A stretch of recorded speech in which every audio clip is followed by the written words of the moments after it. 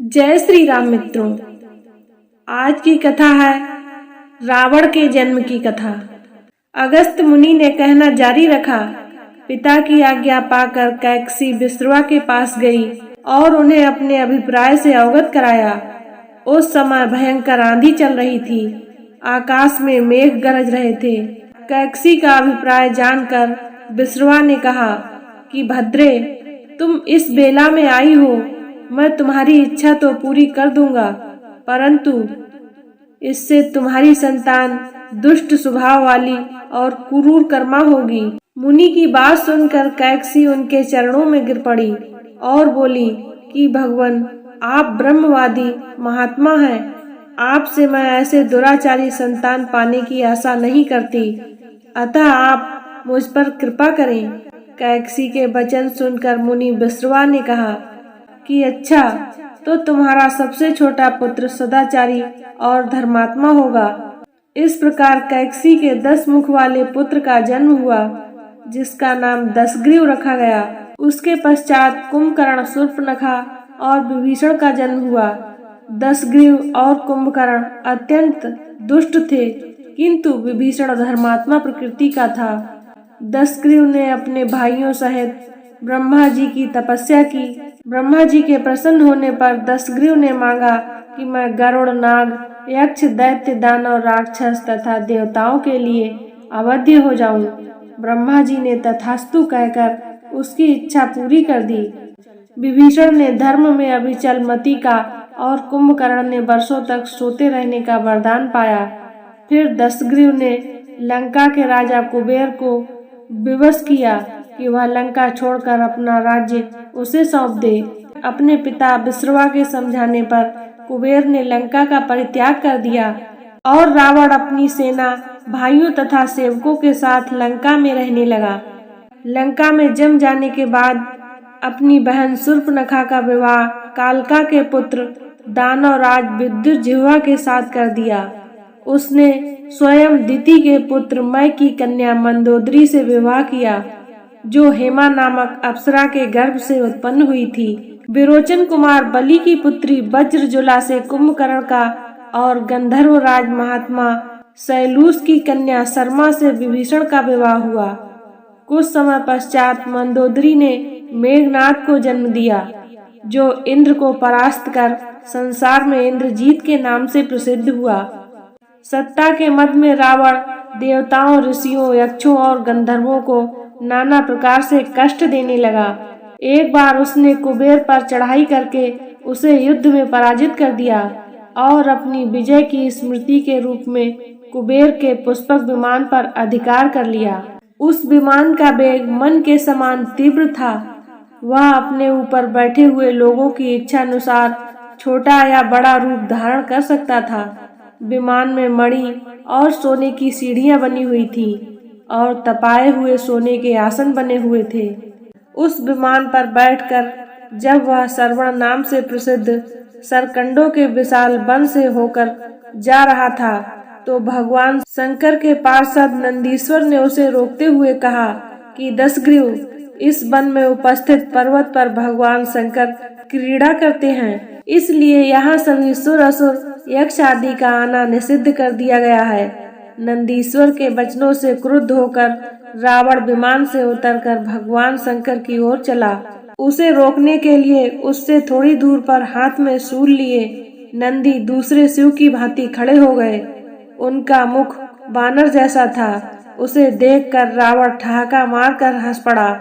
इससे कुपित होकर नंदी बोले कि हे दशानन, तुमने मेरे बानर रूप की अवहेलना की है, इसलिए तुम्हारे कुल का नाश करने के लिए मेरे ही समान पराक्रमी रूप और तेज से संपन्न वानर उत्पन्न होंगे। रावण ने इस ओर तनिक भी ध्यान नहीं दिया और बोला कि जिस पर्वत ने मेरे विमान की यात्रा में बाधा डाली है, आज मैं उसी को उखाड़ फेंकूंगा। यह कहकर उसने पर्वत के निचले भाग में हाथ डालकर उसे उठाने का प्रयत्न किया। जब पर्वत हिलने लगा तो भगवान शंकर ने उस पर्वत को अपने पैर के अंगूठे से दबा दिया। इससे रावण का हाथ बुरी तरह से दब गया और वह पीड़ा से चिल्लाने लगा। जब वह किसी प्रकार से हाथ न निकाल सका तो रोते रोते भगवान शंकर की स्तुति और क्षमा प्रार्थना करने लगा।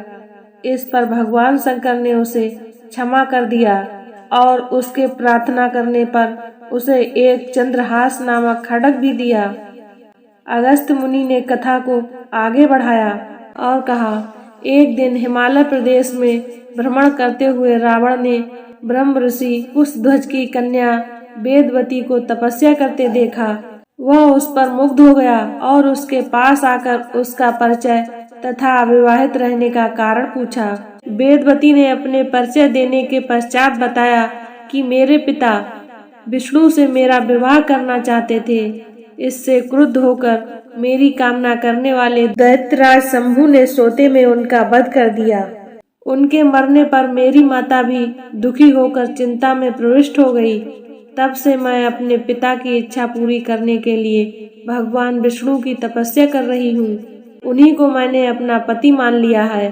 पहले रावण ने वेदवती को बातों में फुसलाना चाहा, फिर उसने जबरदस्ती करने के लिए उसके केस पकड़ लिए। वेदवती ने एक ही झटके में पकड़े हुए केस काट डाले।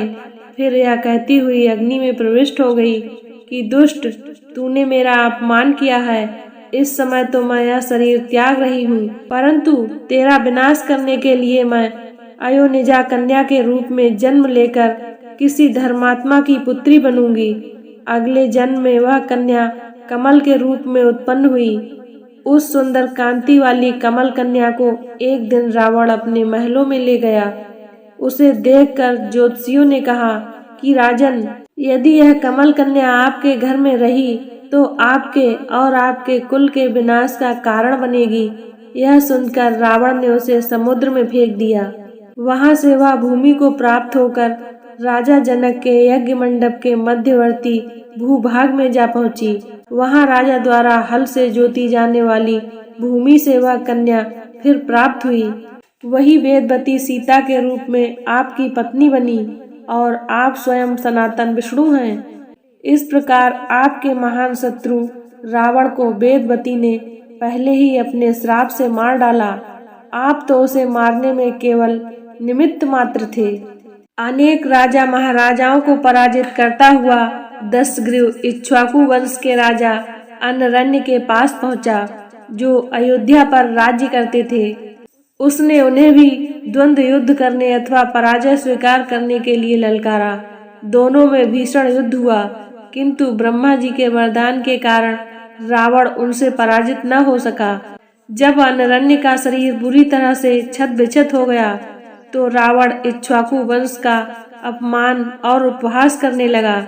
इससे कुपित होकर अनरण्य ने उसे श्राप दिया कि तूने अपने व्यंग्यपूर्ण शब्दों से इक्ष्वाकु वंश का अपमान किया है, इसलिए मैं तुझे श्राप देता हूँ कि महात्मा इक्ष्वाकु के इसी वंश में दशरथ नंदन राम का जन्म होगा, जो तेरा वध करेंगे। यह कहकर राजा स्वर्ग से धर गए। रावण की उदंडता में कमी नहीं आई। राक्षस या मनुष्य जिसको भी वह शक्तिशाली पाता उसी के साथ जाकर युद्ध करने लगता। एक बार उसने सुना कि किष्किंधापुरी का राजा बाली बड़ा बलवान और पराक्रमी है, तो वह उसके पास युद्ध करने के लिए जा पहुंचा। बाली की पत्नी तारा और तारा के पिता सुषेण, युवराज अंगद और उसके भाई सुग्रीव ने उसे समझाया कि इस समय बाली नगर से बाहर है, संध्या उपासना के लिए गए हुए हैं।